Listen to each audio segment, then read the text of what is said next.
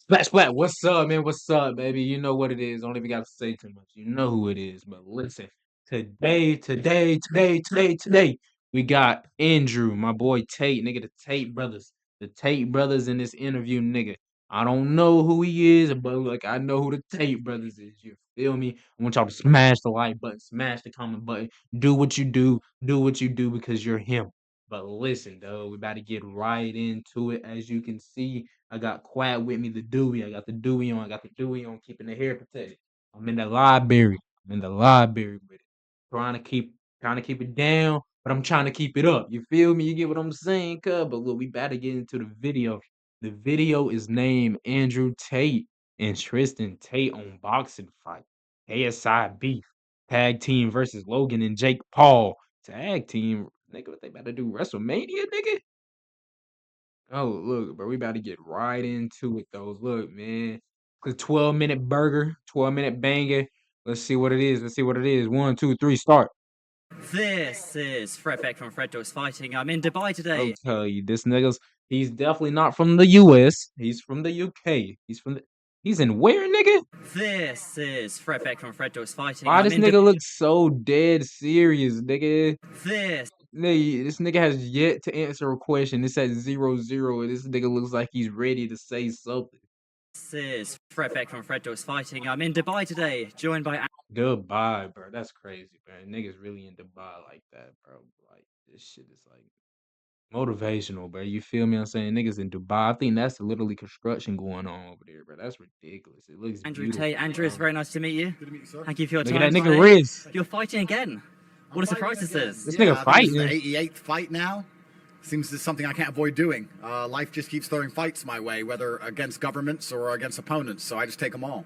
So that means you've been fighting for the last 3 years, 4 years then. Oh, I've been fighting. There's no doubt about that. I've been in the fight of my life for the last 4 years, and what kept me sane was training.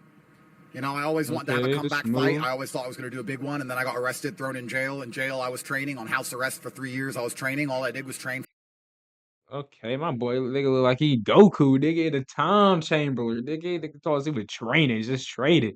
I think I remember when he did get locked up. That nigga was in that. So it'd be a shame to waste it and not project the force on somebody's face. So that's the plan. It's interesting this because usually fighters, when they make the money, when they make it big time, they don't enjoy fighting as much. They might take their foot off the gas. Well, you sort of done the opposite. You've got all the money now, you've got the good lifestyle, and you're back to fighting. Why put yourself through that pain?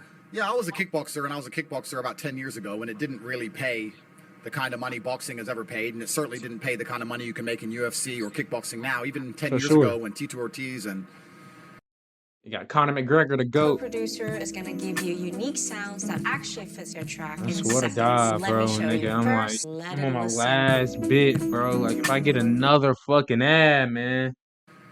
Some of these other big names. How much YouTube live Rampage Jackson, etc. were all fighting UFC. They weren't getting the kind of purses that you're getting now. So although I paid my bills, while I was fighting, I was a lot poorer than I am now. And I dreamed of, you know, I wonder how it would be to do a fight camp when I have all the best medicine and all the best recovery, and I haven't got to worry about paying the bills, and I have the best gym and the best equipment and all the time in the world. I've always wondered what it would be like, so I guess let's find out. I mean, now I get to train as a rich man, and it's certainly better in a lot of ways than training as a poor man, as long as you still have that hunger. But hunger's not a problem for me. Hunger's not something I've ever lacked. So there's no difficulty in getting out of bed in the morning. Zero. And my only difficulty is stopping training. I'll train 3 hours, and as soon as I'm not out of breath anymore, I feel like I should go back and do it again. And my coach is like, no, enough is enough. You know, you don't need to keep going. Don't leave it all in the gym. So my problem is I want to train too much. Okay. Overtraining is your issue, which is a great issue to have, but you want to make sure, yes, you don't do it too much. I remember listening to Michael Bisping back in the day.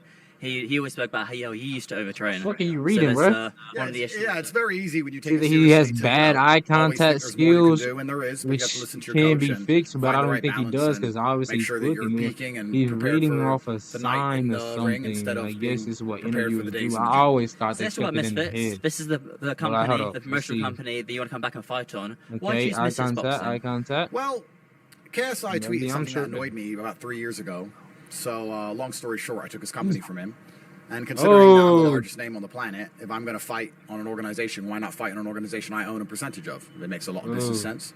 I also intend on doing my very best to make sure Misfits continues to disrupt the entire boxing space. I think there's a lot of fantastic names on Misfits. There's a lot of people who are already doing fantastically well, and they can do even better. I think we can become even bigger as an org. My intention is to make the org a lot bigger than it is and make sure everybody gets paid even more money. So why not? I mean, I'm approaching this as a businessman. I'm approaching this as a fighter. I see the potential in the future of this. I think that, you know, celebrities fighting or influencers fighting just seems to keep growing. So Misfits have already got a fantastic platform. They're already in a great place, and I think with my help, we can take it to the next level. Do you still have beef with KSI? Andrew? Is that settled now? There's no genuine beef. You know, really. I've You niggas never are met the guy. millionaires, I nigga. was okay. He annoyed me on Twitter, so I had to get involved in his company. That's just how it goes. That's how professionals act. You know, it's how professionals act. You piss off a banker before you know it, he owns your street. It's just how it works. Yeah, best not piss him off. We'll just move the tripod this way to get a good angle for Tate. When I was doing some research for this interview, I went back on the old kickboxing forums from about 2010, 2011 times. Axe Forum?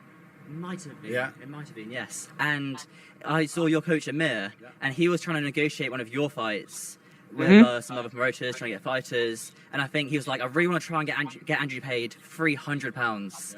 It's like, this is what we're really pushing for. I think it started about 150. Let's try and get Andrew paid £300. Is it quite a full circle moment now, knowing that I guess you're probably getting paid more than £300? But all those years ago, that was like really exciting for you. Well, that was the very beginning of my kickboxing career. And like I said, there was no money in kickboxing back then. I think the most I ever got paid for a fight was like £100,000. Journey, baby. That's the most I ever got once I was world champion. At the beginning, you were lucky to get £200 or £300 just to cover your hotel and your accommodation to get there. And fighting was very different back then than it is now. I see all these people, these influencers, even the people on Misfits, they know who they're fighting and they watch tape and they prepare for their opponent. Yeah, my boy Tate didn't have to do that, nigga. Making sure they find someone they could beat. Let him know, Tate. You know, what you had to do, boy? To a location, you didn't even know who the guy you were fighting looked like. Oh shit, boy, you just made it out with that nigga. You didn't even know who your opponent was until you got in the ring. You didn't know which guy it was. You'd look around and go, he's my size, maybe one of them. And you had no tape on anyone because, you know, camera phones weren't as available. And, you know, 15 years ago, it took a big setup with a camera to film sparring. No one was just sparring and filming willy-nilly. So it was a completely different environment where you just got in there and you fought. But I think it's good for your mentality. It builds a mentality where you understand that, you know, you don't always get to have a game plan. And you don't get to always know who your opponent is. And you don't get to always prepare for a specific person. Fighters fight. And you try to fight, little nigga. Do as a professional. So let's talk about opponents there. You're mentioning back in the day, it could have been anyone. This time, I guess, you get to handpick your opponent. And you picked Chase Tamor, the Misfits heavyweight champion. Why Chase Tamor? Yeah, I have nothing against Chase personally. I think he's quite an entertaining guy. Seems like a nice guy. But he is the heavyweight Misfits champion. And I think if I'm going to come back, I don't want to do what some other influencers do and fight someone who's a lot smaller than me. Or fight but that's some bitch shit. Than me. I mean, that would have been an easy move. I could have made. Oh, that nigga calling out that nigga Jake, bro. That nigga, he do be fighting retired ass niggas. I ain't gonna tell you, but my boy Jake be on the retired niggas. But he got Tank coming up, though. He fighting Tank, though, so you can't really say much. Someone who's 10 years older than me or 30 kilos smaller than me. I think the best thing for me to do is to get in there against an active champion who's bigger than I am, younger than I am, you know, who has all the advantages on tape. And beat that nigga. Imagine being able to build an app with your name on it, just by thinking about it. Meet Base 44, a complete creation. Damn it, dude. I'm tired. My advantage is simply my experience and my mentality. And I believe that once he experiences the difference between a real fighter who's seasoned against the kind of people he's been fighting, he's going to learn that more ass niggas sport than he realized. Do you have a lot of pressure on you for this fight? I know that kind of back in the day, people, I guess we'll name Jake Paul here, was saying you wouldn't want to fight because you don't want to lose your image in terms of anything can happen in fighting. You slip one way, you dip one way, you get caught by right hand. You can be confident, you can train very hard, but it's never 100% sure that you can win. I mean, obviously the fighter will, but on the bookies, there's always a small chance you get caught by a right hand and get knocked out. A lot of people are saying that you don't want to fight back in the day because you're worried you're going to lose your sort of the image. Why nigga, fight my now? nigga Andrew about to steal your ass, nigga. Like, bro, he about to kill your ass, bro. You better shut that shit up. A lot of people are saying that you don't want to fight back in the day because you're worried you're going to lose your sort of the image. Why fight now? Are you not scared of that? No, I don't feel any pressure. My only pressure is that if I were to not fight, if I feel like I can still fight and I would be too afraid to fight, then I'd be disappointed in myself. But I get in there with a pure heart. Suiting back up, bro. Y'all can see the suit up for the first time. And I get in there and I do my absolute most to win. And irregardless of the outcome, I don't think about the outcome. I'm here to fight. I don't think about winning and losing. And I think that's just go out there and fight. He let his reflexes do the thing like Conor McGregor, dude. About a certain date and time, and I'm going to do the job to the best of bro. my And nigga think and whatever God decides to give me Khabib as an outcome, music, God bro. decides Nigga to trying to give be me as an Khabib. I have no problems with losing, truthfully. I don't care. I'd have a lot more problems with sitting at home, staying in my house, being a coward, being afraid, as opposed to getting in the ring. I respect anybody who gets in the ring, and anyone who has an opinion on any man who gets in the ring without getting in there themselves needs to be quiet. Let's talk about this then. You fight December 20th, but surely it's not just a one-time thing, right? Surely you've got a plan in the back of your mind that you want to have 3, 4, 5 fights. What's on your mindset here? How many? Well, there's a lot of people who need punching in the face. And this is the world we currently live in. You know and I know. There's a long, long list of people. And no matter how well I perform on the night, there's going to be people with an opinion who said, Chase isn't experienced enough, or Andrew didn't look that good, or he looked sloppy, or Chase, whatever. who that? There's always going to be somebody with something to say. For There's a lot sure. of people who've been saying my name already. And I'm sure they're going to pop up trying to catch a payday, because I'm the biggest payday in sports entertainment today. There's no doubt about that. Darren Till's tried to already catch a payday off my name. But, it's a beautiful world. And there's plenty of targets. There's plenty of people who genuinely deserve to feel It is a beautiful world. Who are these targets you keep mentioning? Let's name some names. Look at Dubai, my nigga. Look at that shit, bro. God has blessed me with the capability to hurt Ain't other got people, shit and a lot like of that people down deserve to back be where hurt. I'm at. So we're going to see what happens after the 20th. We're going to see what date and what person deserves to feel the wrath of Andrew Tate. And if I have to hurt somebody, The I'll wrath. hurt somebody, 'cause I'm They a get professional, like so he I'm a gonna do it. beast, We'll boy. wrap it up in just a second. I know you guys are very busy, so you want to get going. Obviously, with training camp, you stay very disciplined, stay in shape. Do you miss Big Sammy's, the restaurant you used to go to back in the day, the doner kebab? Food-wise, I can still pretty much eat what I want food-wise. I've had to quit smoking, but that was easy. People say quitting smoking is hard, but they've obviously never been to Romanian jail. They don't know what hard is.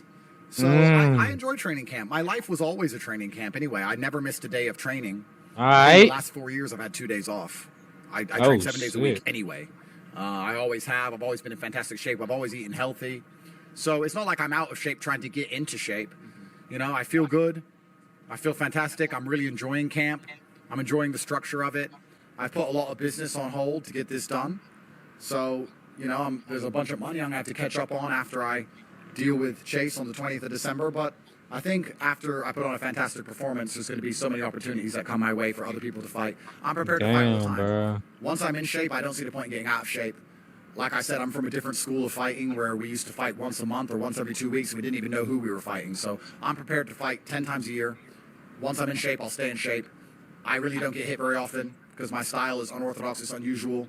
I don't take much damage. So as long as I don't take damage, I'm prepared to keep getting in there and keep getting paid. This nigga really think he invincible. I don't know who he fighting, bro, but goddamn. Can I be very selfish? Tristan, can I come and ask you one question here, please? Is that okay? We might have to... We're two very tall brothers. I might go in the middle here, maybe? Sure. Move it back just a second. Bro, these There we niggas go. look rich, bro. Very smart, dressed very smartly. What would you say... Just make sure you're on camera. Back a little bit more. What would you say the biggest misconception about the Tate brothers is? This nigga scared. I don't think there are nervous, bro. misconceptions about us. Everyone knows we're tall. Everyone knows we can fight. Everyone knows we're handsome. Everyone knows we're rich. So, are there any misconceptions about us? Would you guys ever consider doing a tag team? Is that something you would ever be tempted to? Two brothers, it'd be very historic. It'd be historic. Yeah, we're open to the idea. Why not? Are you open to that, Tristan? It would be very interesting to do. I don't think tag team works in real sports, though. Sure, in WWE it works, but I don't think in a real fight sport there would be any system where a tag team would be feasible. Mrs. Boxing does tag team boxing. Does it really? Yes. And you have your own... works? Yes. Oh, well, you're the CEO, Andrew. You tell me. Would you want to make that Let's happen? run it. I'm the CEO. Maybe. Yeah, let's do it. Let's find the right opponents after December 20th. That's my number one focus. When that's done, I'm open to anything. The Nigga, Paul brothers, Tristan is not open Logan to Paul, that Jake shit. Paul versus Andrew Tate and Tristan Tate. You know, Logan's actually Jake's actually a friend of mine. I've got to know him very, very well.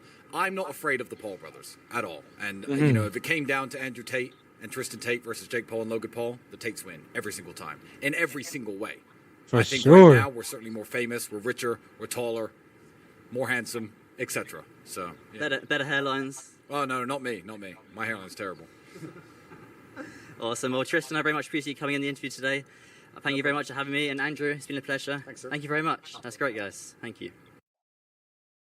Oh, that was smooth, but that was a smooth little interview Cud did, bro. I like him. I like his interview, bro.